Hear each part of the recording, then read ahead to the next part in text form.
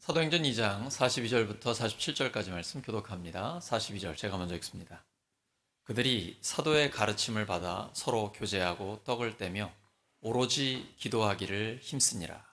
사람마다 두려워하는데 사도들로 말미암아 기사와 표적이 많이 나타나니 믿는 사람이 다 함께 있어 모든 물건을 서로 통용하고 또 재산과 소유를 팔아 각 사람의 필요를 따라 나눠주며 날마다 마음을 같이하여 성전에 모이기를 힘쓰고 집에서 떡을 떼며 기쁨과 순전한 마음으로 음식을 먹고 하나님을 찬미하며 또 온 백성에게 칭송을 받으니 주께서 구원받는 사람을 날마다 더하게 하시니라.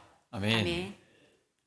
오늘부터 복음과 공동체라는 주제를 가지고 시리즈 설교를 하도록 하겠습니다. 오늘은 첫 번째 시간, 교회의 건강한 성장을 위하여, 교회의 건강한 성장을 위하여라는 제목으로 하나님의 말씀 전하겠습니다.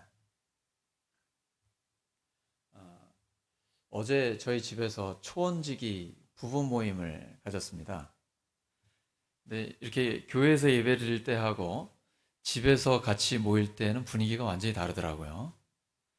같이 음식을 나누고 이렇게 교제를 하는데 진짜 가족이 된 것 같은 그런 느낌이었습니다. 우리 초원지기 분들은 다들 자기 직업이 따로 있잖아요. 직장 생활이나 사업을 하고. 그런데도 교회를 사랑하는 마음, 또 목원 식구들을 챙기고 관심을 갖고 그들을 위해 기도하는 마음이 너무 뜨거운 거예요. 제가 될 것 같아요. 저는 저 나름대로 열심히 신앙생활 한다라고 생각을 했는데 상대가 안 되더라고요. 그래가지고 도전을 굉장히 많이 받았습니다. 그리고 진짜 열심히 목회해야 되겠구나, 그런 도전을 받았고요. 여러분, 목장 모임 하시면 끝날 때 허그식 하시나요? 안 하시는군요. 하시는 곳도 계시죠? 어제 끝났는데 저보고 허그식을 하자고 그러시는 거예요. 그래가지고 여러분 아시죠? 이렇게 껴안는 건데, 형제들은 형제끼리, 자매들은 자매끼리 이렇게 껴안는데 굉장히 행복하더라고요. 사랑합니다, 축복합니다, 이렇게 꼭 껴안으면서 해줬는데요. 그때 제가 저절로 나오는 고백이, 여기가 하나님의 나라다. 서로 감사한 이야기를 나누고 또 힘들었던 이야기, 감정적으로 말이에요. 뭐 이렇게 흔히 꼭 해야 되는 그런 공적인 발언이 아니라 내가 속으로 느끼고 있는 거, 살면서 진짜 힘든 거, 진심으로 감사하고 기쁜 내용들을 이렇게 나누는 거죠. 그리고 서로를 위해 정말 축복하면서 함께 시간을 같이 했는데 이게 바로 하나님 나라를 맛보는 거구나라는 걸 체험하게 됐습니다. 어제 저희 집에서 정말 오늘 읽었던 그 초대교회의 그 모습이 실제로 이루어지는 것을 제가 체험할 수가 있었습니다. 초대교회는 하나님의 말씀을 듣고 단 한 번에 하루아침에 3,000명이나 성도들이 들었습니다. 진짜 좋았겠죠? 큰 충격을 받기도 했을 거고요. 성령의 역사에 정말 깜짝 놀랐을 것입니다. 근데 그들의 중심에는 사도의 가르침이 있었습니다. 하나님의 말씀이죠. 성경을 잘 보시면 그 핵심은 예수님의 죽으심과 부활의 복음입니다. 사실 마태, 마가, 누가, 요한복음, 사복음서를 보시면 예수님의 복음의 핵심은 하나님 나라였습니다. 이 땅에는 아무리 정권이 바뀌고 공화국이 달라져도 하나님의 나라는 이루어지지 않잖아요. 그런데 예수님이 오셔서 회개하라. 천국이 가까이 왔다. 하나님의 나라가 가까이 왔다. 그리고 때가 됐다. 하나님의 나라가 이루어졌다라고 말씀하셨어요. 근데 그 하나님의 나라는 예수님이 오셨을 때 이루어지는 것입니다. 그 나라에는 죄가 없습니다. 죄가 있으면 고난과 악이 옵니다. 그리고 그것은 증상이 나타나요. 왜 우리가 병에 걸리면 증상이 있잖아요. 근데 암 같은 경우에는 증상이 나타나면 말기인 경우가 많죠. 근데 감기는 또 코로나에 걸려도 금방 증상이 나타납니다. 목이 아프거나 열이 나거나 기침이 많이 나거나 그렇죠. 근데 죄가 있으면 우리에게 고난이 다가오고 악이 나타나게 되는데 그 증상이 나타납니다. 육체적인 병이 될 수도 있고요. 인간관계에 갈등이 있을 수도 있고, 어떤 이 땅에 살아가면서 경제적인 고통이나 수많은 고통과 이런 악한 형상들이 증상으로 나타나게 됩니다.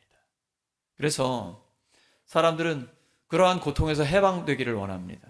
당장 경제적인 문제, 아니면 정치적인 문제, 군사적인 문제에 해결을 받기 원해요. 근데 예수님은 그런 증상을 해결하러 오신 게 아니에요.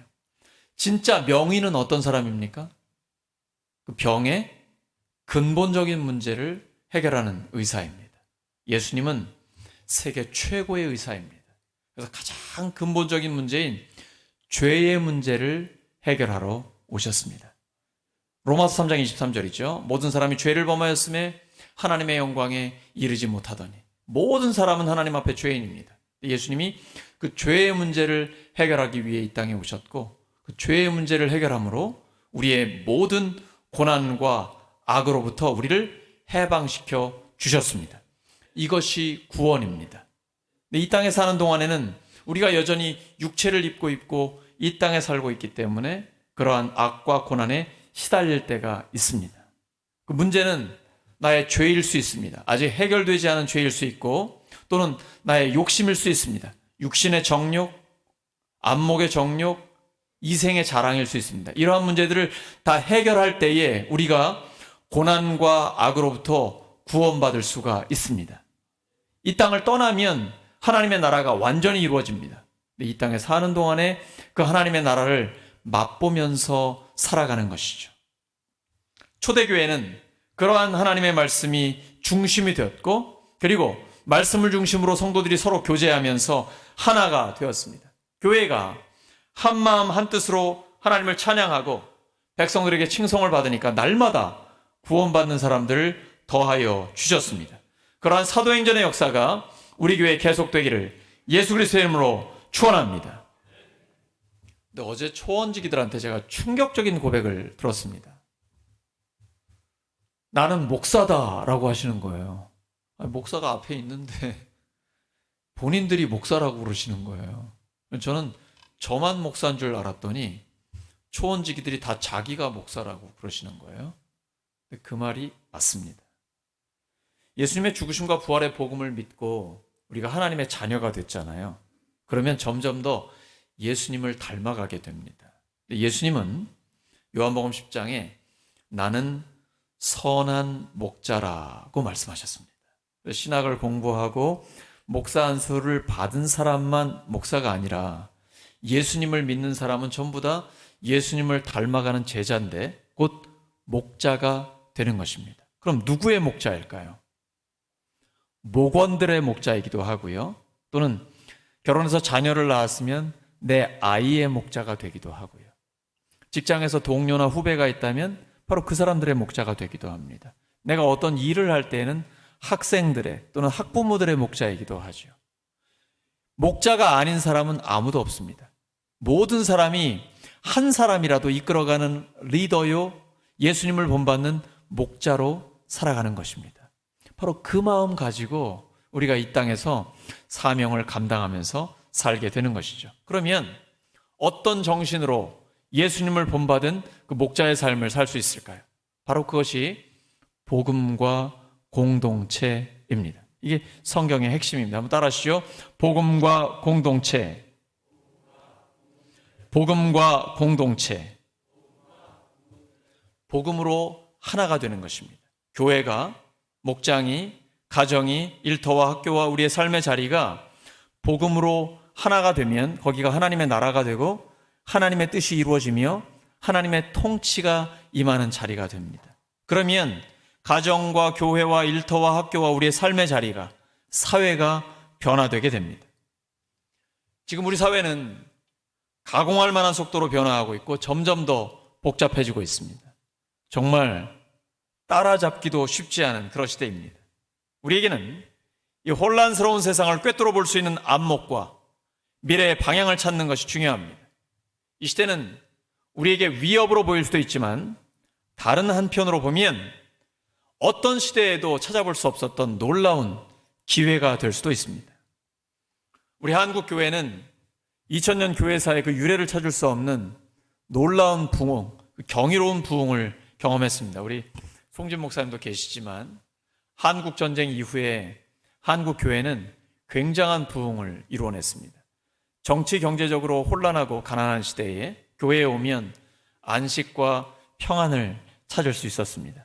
사회에서 경험할 수 없는 것을 교회에서 경험할 수 있었기 때문에 교회가 놀랍게 부흥할 수 있었던 것이죠. 하지만 1990년대 이후부터는 한국 교회가 정체를 넘어 쇠퇴하고 있습니다.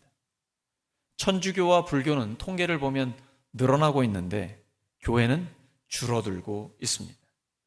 한국 교회의 당면 과제는 교회에 활력을 불어넣어 다시 살리는 것입니다. 그러면 왜 한국 교회가 침체에 빠졌을까요? 교회의 본질을 잃어버렸기 때문입니다. 교회의 본질이 무엇입니까? 예수 그리스도의 죽으심과 부활의 복음을 믿는 하나님의 사람들이 함께 모여 예배를 드리고 공동체를 이루는 것입니다. 세상에서는 볼 수 없는 것이 교회에서 이루어지는 것이죠. 예수님을 믿는 하나님의 자녀들이 정말 뜨겁게 서로 사랑하면서 하나가 되는 공동체를 이루는 것입니다. 오늘날은 개인주의가 극심합니다. 제가 우리 성도의 말을 들어보면요, 근무 시간이 오전 9시에서 오후 6시까지라고 합시다. 그러면 근무 시간 이후에 직장 상사를 만나면 인사도 안 하고 아는 척도 안 한다고 그래요. 그걸 가지고 뭐 이런 부하 직원이 다 있어 이렇게 말하면 꼰대 소리 듣는답니다. 왜냐하면 근무 시간에만 당신과 나눈 관계가 있고 그 외에는 자유, 철저한 개인주의적인 것이죠. 굉장히 충격받았어요. 이 공동체가 와해되어 있고 개인주의가 팽배한 이 시대에 교회는요, 예수 그리스도의 복음으로 하나가 되는 거예요. 그러면 이 시대에 대안적인 공동체를 우리가 제시해 줄 수 있는 거죠. 보여줄 수 있는 거죠. 그런데 이렇게 많은 사람들이 모여서 예배 드릴 때는 그게 어렵습니다. 서로 소통하거나 진심으로 사랑하거나 대화를 나누기도 쉽지 않잖아요. 그래서 목장이 중요한 것입니다. 그래서 가정이 중요한 것입니다. 그 안에서는 하나님의 말씀이 실제로 이루어질 수 있거든요. 요한복음 13장 34절과 35절이죠. 새 계명을 너희에게 주노니 서로 사랑하라. 내가 너희를 사랑한 것 같이 너희도 서로 사랑하라. 너희가 서로 사랑하면 이로써 모든 사람이 너희가 내 제자인 줄 알리라. 이렇게 되는 거예요. 목장 식구들끼리, 예수님을 믿는 가족들끼리, 또 믿지 않는 사람들이 있다면, 또 믿지 않는 가족이 있다면 그들을 섬기는 그 모습을 보면서 우와, 이게 진짜 하나님의 나라구나, 예수님의 제자들이구나, 진짜라는 걸 알게 되는 거예요. 이렇게 전체가 모여서 예배 드릴 때는 종교 행사처럼 보일 수 있어요. 하지만 목장으로, 가정으로 모이면 여기에 소그룹 가운데 진짜가 보이게 되는 것이거든요. 여기에 가정교회의 희망이 있는 것입니다. 이것이 바로 목장으로 모이는 가정교회고요. 그리고 이러한 복음과 공동체의 정신을 삶 공부를 통해서 우리가 한 마음 한 뜻을 갖게 되는 것입니다. 주일에는 연합예배로 모여서 다시 한번 하나님의 말씀을 듣고 결단하며 의지적인 결단으로 우리가 새롭게 되는 것이죠. 이렇게 우리 울산 성결교회가 교회의 본질을 회복할 때에 한국 교회에 희망을 줄 수 있고 시대를 변화시키는, 사회를 개혁할 수 있는 진정 하나님 나라 운동을 우리가 할 수 있는 것입니다. 현실이 어렵다는 거 압니다. 코로나 상황이 거의 3년 가까이 되고 있습니다. 다들 힘들어하고 한국 교회 전체가 어려움 가운데 있습니다. 그러나 여러분, 모차르트의 음악을 들으시면 어떻습니까? 모차르트의 음악을 들으면요, 우리가 막 새로운 활기가 돋아요. 왜 그럴까요? 부정적인 상황이 있지만 긍정이 그것을 압도하면 더 크게 울려요. 슬픔이 있는 게 사실입니다. 하지만 기쁨이 슬픔을 압도하기 때문에 가능한 것입니다. 주님 우리에게 말씀하셨어요. 너희가 세상에서는 환난을 당하나 담대하라. 내가 세상을 이기었노라. 그 하나님의 사랑에서 우리를 끊을 자 아무도 없습니다. 그래서 바울처럼 우리는 고백합니다. 넉넉히 이기느니라. 그리스도 예수 안에 있는 하나님의 사랑 때문에 우리는 넉넉히 이기는 것입니다. 옆 사람 축복해 주시기 바랍니다. 하나님의 사랑으로 넉넉히 이기시기 바랍니다.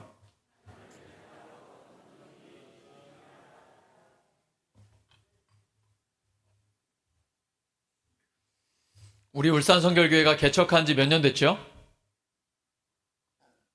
88년 됐습니다. 근데 일제시대에 폐쇄가 됐어요. 재흥을 1973년에 했습니다. 그럼 이제 몇 주년 됐습니까? 49주년입니다. 우리 교회 역사를 보면 꾸준하게 건강하게 지금까지 성장해 왔습니다. 우리 교회가 있는 울산시가 인구가 몇 만이죠? 114만 명 정도 됩니다. 그리고 교회 옥상에서 보시면 우리 주변이 전체가 다 아파트 단지로 둘러싸여 있습니다. 그런가 하면 차를 타고 30분만 가면 바다를, 또 아주 좋은 산을 만날 수가 있는 정말 천혜의 자연 환경을 우리를 갖고 있습니다. 대도시 가운데 이렇게 좋은 환경 가진 도시 있습니까? 제가 서울에 오래 40년 살았지만 힘들어요. 어느 도시를 가도 이렇게 좋은 환경 가진 도시 흔치 않습니다. 우리 교회가 바로 그 울산에 있습니다. 울산 안에는 또 대규모 산업단지도 조성되어 있습니다.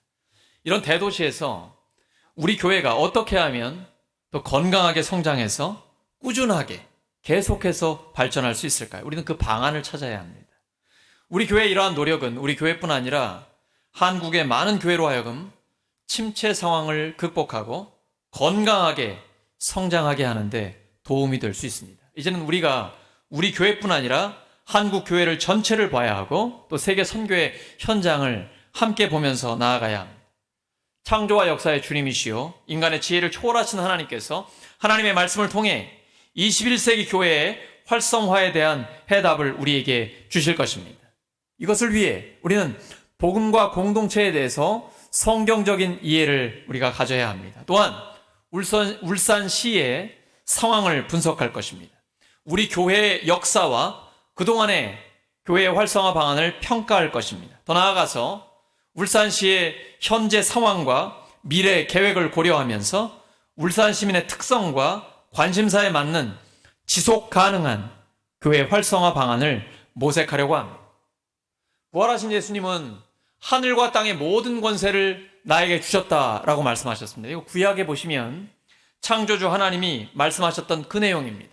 모든 세계가, 우주 만물이 하나님의 것이고 하나님의 주권 아래에 있다라고 주장하신 것입니다. 그러므로 온 땅은 예수 그리스도께 속합니다. 교회만이 아닙니다. 우리의 직장과 일터도 마찬가지입니다. 그래서 복음이란 무엇이냐? 예수 그리스도께서 온 우주의 주인이라는 것을 선언하는 것입니다. 그리고 우리가 복음을 전한다라는 것은 우리의 모든 삶의 자리가 예수 그리스도께 속해 있다라는 것을 선포하는 것입니다. 그러면 우리가 교회뿐 아니라 가정과 일터와 학교와 삶의 자리에 갔을 때 거기에서 신앙생활 따로, 그러한 세상에서의 삶이 따로 되어 있다, 마치 따로 국밥처럼 그렇게 살아간다, 그거는 하나님의 뜻이 아닙니다. 그거는 마귀가 우리를 끊임없이 유혹하는 겁니다. 어떻게 성경 말씀대로 그대로 살 수 있겠어? 세상에서는 세상의 방법대로 살아야지. 끊임없이 우리를 유혹하는 것이죠. 네가 네 삶의 주인이야. 네가 하나님이야. 교회에서는 좋은 신자인 척해. 하지만 세상으로 나아가면 네 뜻대로 살아. 너의 유익을 위해서 일해라. 그리고 무조건 수단과 방법을 가리지 말고 돈을 많이 벌어야 돼. 돈만이 너에게 궁극적인 행복을 줄 수 있어. 끊임없이 우리를 유혹하고 있습니다. 이 사탄의 뜻을 따라가면 어떻게 될까요? 인간관계에 갈등이 생깁니다. 왜냐하면 다른 사람을 짓밟고 일어서야 돈이 내 것이 되거든요. 인간을 착취하려고 합니다. 수단과 방법을 가리지 않습니다. 오직 나만을 위해서 살아가려고 합니다. 그러다 보니까 가족관계도 깨지고요. 인간관계에 갈등이 생기고 죽음이 점점 더 넓어집니다. 사탄은 그걸 알고 있거든요. 그래서 우리를 사탄과 함께 지옥으로 끌고 가려는 계략이 그 안에 숨겨 있습니다. 반면에 하나님의 뜻을 따르면 어떻게 될까요?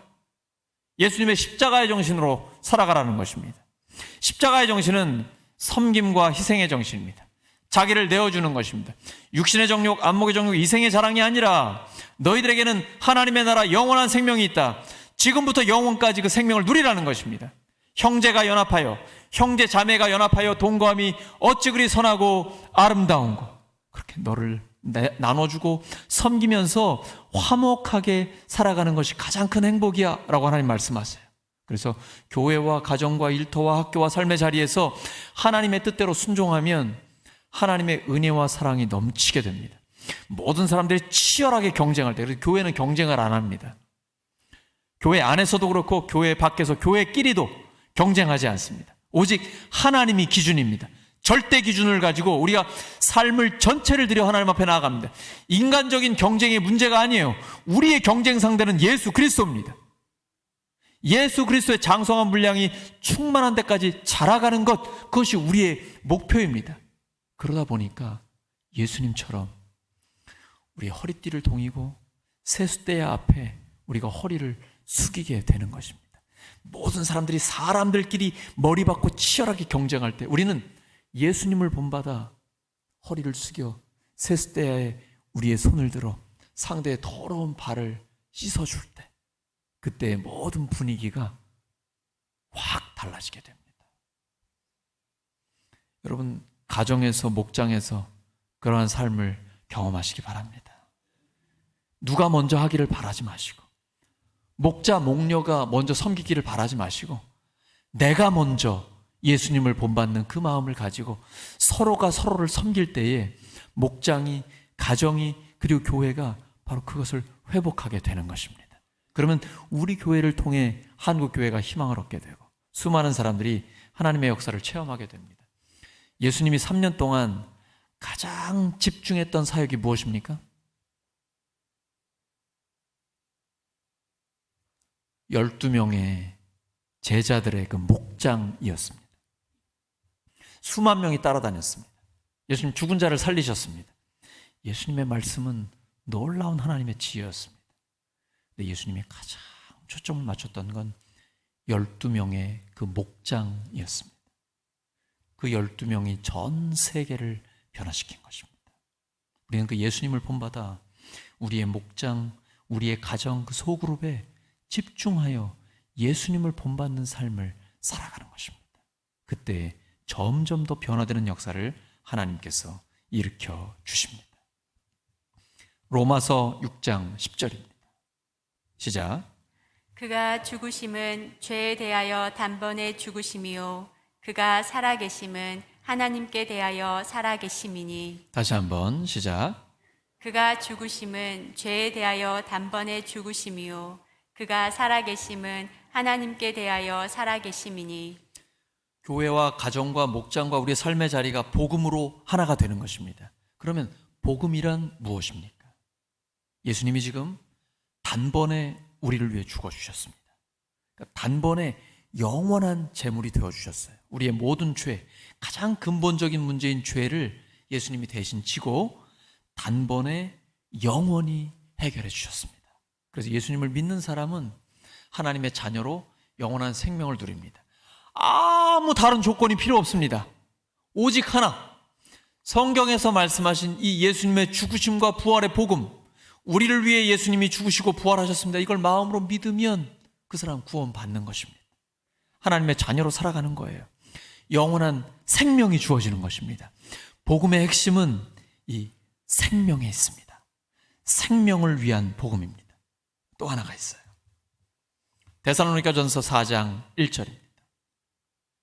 데살로니가전서 4장 1절 말씀 시작. 그러므로 형제들아 우리가 끝으로 주 예수 안에서 너희에게 구하고 권면하노니 너희가 마땅히 어떻게 행하며 하나님을 기쁘시게 할 수 있는지를 우리에게 배웠으니 곧 너희가 행하는 바라 더욱 많이 힘쓰라. 더욱 많이 힘쓰라. 예수님께 생명을 받았잖아요. 그러면 이제 와우! 난 천국 간다. 지금 죽어도 천국 간다. 하나님 나라가 나의 것이다. 천국행 티켓을 가지고 있는 거죠. 죽은 다음에 천국 가는 거죠? 이 땅에 사는 동안은요? 죽은 다음에 시작되는 것이 아니라 이미 시작됐어요. 지금부터 하나님의 나라를 누리는 거예요.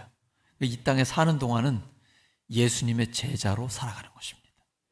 영원한 생명이란 지금부터 영원까지 누리는 거예요. 또 하나는 예수님을 본받되 더욱 힘써서 예수님을 닮아가고자 하는 그 마음 가지고 살아가는 것입니다. 곧 제자도를 위한 복음이에요. 복음은 생명을 위한 복음이고 제자도를 위한 복음입니다. 그래서 복음서를 읽어보시면 예수님의 말씀과 예수님의 삶이 그대로 드러나 있어요. 하나님 나 부르실 때 그 예수님을 본받기를 원하시는 거예요. 예수님의 생명을 누렸으니까 너 혼자 복을 누리는 게 아니라 점점 더 예수님을 닮아가라는 거예요. 근데 정말 하나님 앞에 경건하게 살았던 사람들이 바리새인들입니다. 이 바리새인들 금식도 자주 하고요, 성경을 달달달 외웁니다. 얼마나 종교적인지 보면 정말 경건해 보여요. 근데 이건 자기 혼자 경건한 소극적인 경건주의입니다. 하나님이 원하시는 거 그게 아니에요. 예수님께 여쭤봤습니다. 성경의 핵심이 무엇입니까? 뭐라고 말씀해 주시죠? 사랑의 이중 계명을 말씀하십니다. 하나님 사랑과 이웃 사랑이에요. 마음을 다하고 뜻을 다하고 힘을 다하고 목숨을 다하여 하나님을 사랑하라. 너의 이웃을 너 자신처럼 사랑하라. 적극적인 사랑입니다. 좀 더 적극적으로 하나님 사랑과 이웃 사랑을 실천할 때 그때 그 자리에 하나님의 나라가 이루어지는 것입니다. 이렇게 우리가 예수님의 제자로 살기를 원해요. 그런데 소극적이지 않고 적극적으로 하나님 사랑과 이웃 사랑을 실천하게 되면 거기에서 점점 더 하나님의 나라를 맛보게 됩니다. 우리 목련님들이 일주일 내내 어떤 식사를 준비할까 준비하면서 목장 식구들을 위해 식사를 준비하고 함께 식사를 해요. 그럼 무지하게 힘들잖아요. 근데 그 목련님들의 공통된 고백이 있습니다. 제가 제 아내한테도 들은 얘기인데, 몸은 힘들어요. 근데 마음은 기뻐요. 아시면서 다 아시잖아요. 몸은 힘든데 마음은 기뻐요. 이게 섬기는 사람들의 공통된 고백이에요. 자, 예수님이 당신의 목숨까지 내어주셨습니다. 그럼 무지하게 힘들었겠죠. 예수님이 인상 쓰면서 그렇게 힘들게 섬기셨을까요? 전 그렇게 생각하지 않습니다. 예수님은요, 예수님께 기쁨이 있었어요. 그 기쁨이 뭐냐면 죽기까지 하나님 뜻에 순종하는 기쁨이에요. 죽는 것이 예수님의 기쁨이었어요. 섬기는 것이 예수님께 기쁨이었어요. 예수님은 우리에게 그러한 기쁨이 있기를 원하시는 것이, 이게 제자도의 기쁨입니다. 이게 하나님 나라를 맛보는 것입니다. 주일 예배에 하나님을 만나는 감격이 있습니까? 하나님의 영광을 보는 기쁨이 있습니까? 일주일 동안 어떻게 살았느냐에 따라서 달라지게 됩니다. 그 예배에 목사가 무슨 설교를 잘하고 찬양팀이 찬양을 잘하고 찬양대가 찬양을 정말 은혜롭게, 이게 중요한 게 아니고 내 마음이 어떻게 준비됐느냐가 중요한 거예요. 내가 일주일 동안 예수님을 본받아 섬기면서 살았는가? 하나님의 뜻대로 살았는가? 그러면 그 예배 가운데 하나님을 깊이 경험하게 됩니다. 찬양을 들어도 하나님 나 부르실 때, 그렇지, 그 처음 사랑이 회복됩니다. 하나님 나 부르실 때 그 사랑 전하라고 부르셨지, 하나님의 음성이 들리는 거예요. 근데 어젯밤까지도 내가 죄악 가운데 있다가 오늘 아침에 하나님 앞에 나와 회개하고 엎드리면 그때 하나님이 우리의 죄를 용서해 주세요. 그리고 마음이 부드러워지기 시작하면 그때 또 하나님을 만나게 되는 거예요. 늘 하나님 앞에는 기회가 열려 있습니다. 그러므로 예배란 내가 예배를 보는 게 아니에요. 관람하는 게 아니에요. 예배는 하나님 앞에 드리는 것입니다. 그래서 찬양 가운데 나오죠. 내 삶이 진정한 예배가 되게 해주세요. 직장에 있을 때나 학교나 가정이나 교회나 모든 삶의 자리에서 하나님 뜻대로 살려고 몸부림치고 순종할 때, 그러면서 일주일에 한 번 이 자리에 모이면 그 예배를 드릴 때 감격이 있는 거예요. 그때 하나님의 성령의 역사가 우리 가운데 나타나는 것입니다. 하나님은 이 하나님의 나라를 우리에게 주기를 기뻐하십니다. 누가복음 12장 32절입니다. 시작. 적은 무리여 무서워 말라. 너희 아버지께서 그 나라를 너희에게 주시기를 기뻐하시느니라. 다시 한번요. 시작. 적은 무리여 무서워 말라. 너희 아버지께서 그 나라를 너희에게 주시기를 기뻐하시느니라. 아시겠죠? 하나님의 마음 아시겠죠? 하나님은 하나님 나라를 우리에게 주시기를 기뻐하세요. 마음껏 누리시기 바랍니다. 마음껏. 그런데요, 이게 여러분이 모이셔야 돼요. 모이셔야 돼요. 목장으로 모이셔야 되고, 가족들이 함께 모여서 하나님의 말씀을 나누고 서로를 위해 축복하고 기도하면서 이렇게 모였을 때 가능해요. 예수님, 하나님 나라가 어디에 있습니까? 하나님 나라는 여기 있다 저기 있다는 것이 아니라 너희 가운데에 있다. Among you. 너희 관계 속에, 우리의 관계 속에 하나님 나라가 있다. 여러분, 나 혼자 신앙생활하는 거 너무 행복하죠? 좋아요. 행복해요. 근데 같이 있으면 더 좋아요. 이건 함께 해본 사람만 아는 거예요.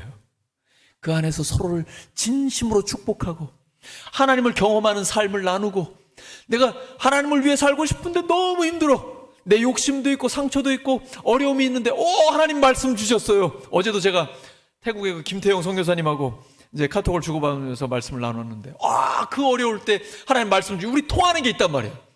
우리가 지역은 달라요. 태국과 한국에 있지만 똑같이 우리가 목회를 하고 신앙생활하면서 어려운 상황 가운데 있을 때 하나님의 말씀을 주시거든. 그럼 이게 딱 통하는 거예요. 이게 뭐예요?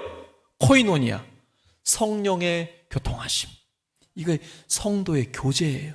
그 안에 우리가 누리게 되는 거예요. 그러면서 기도하면서 함께 응답받으니까 거기에 하나님의 나라를 누리는 기쁨과 감격이 있는 것입니다.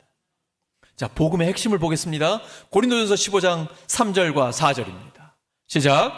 내가 받은 것을 먼저 너희에게 전하였노니 이는 성경대로 그리스도께서 우리 죄를 위하여 죽으시고 장사 지낸 바 되셨다가 성경대로 사흘 만에 다시 살아나사. 복음이 무엇입니까? 무엇을 믿어야 구원받을 수 있습니까?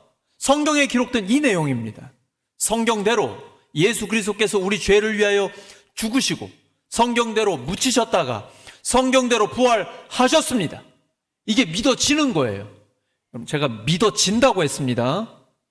내가 의지적으로 믿는 게 아니라 성령이 아니고는 예수님 믿을 수 없습니다. 고린도전서 12장 3절이에요.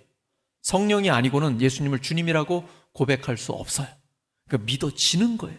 이 사람 구원 받았어요. 그때부터 하나님의 자녀로서의 삶이 시작돼요.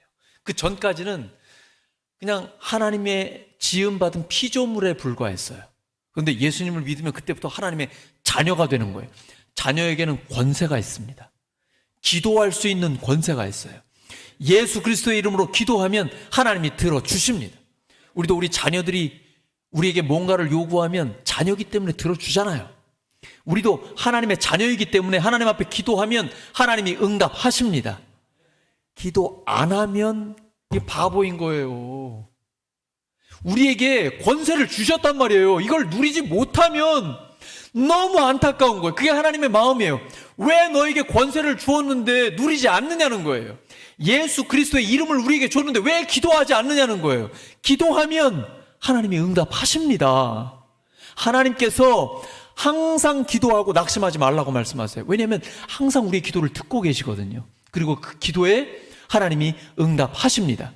기도한다라는 것은 이미 응답받기 시작한 거예요. 하나님이 기도할 마음을 우리에게 주셨거든요.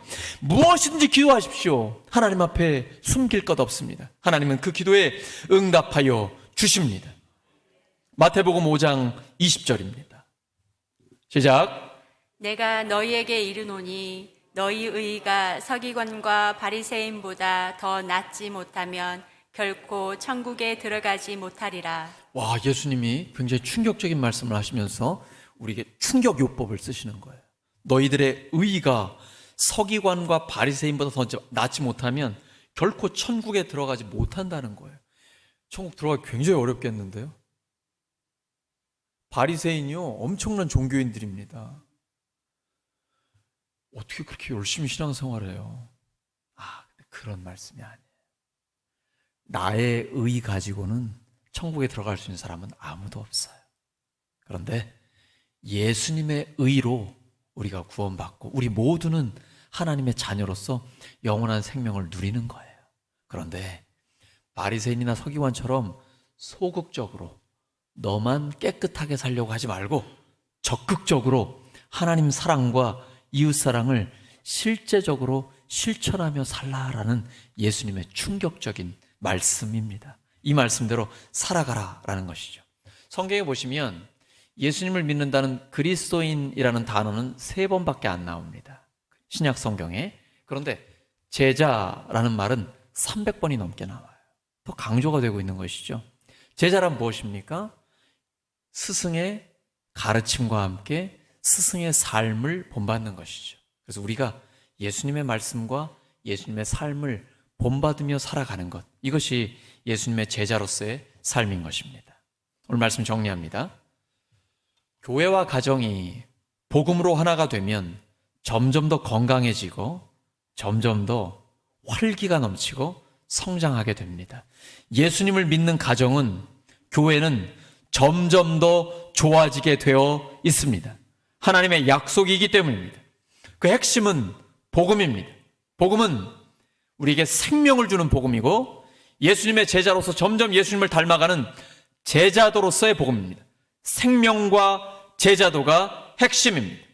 예수님께서는 우리가 예수님의 생명을 누리되 더 풍성히 누리기를 원하십니다.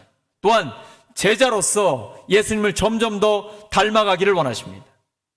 사탄의 유혹을 끊어버리고 이렇게 하나님의 뜻에 순종할 때에 하나님의 은혜와 사랑이 넘치고 하나님의 나라가 점점 더 확장되기를, 우리를 통해 그러한 역사가 이루어지기를 예수 그리스도의 이름으로 축원합니다. 함께 기도합니다. 아버지 하나님, 오늘도 하나님의 말씀을 주셔서 감사합니다. 복음으로 하나가 되게 하여 주시옵소서.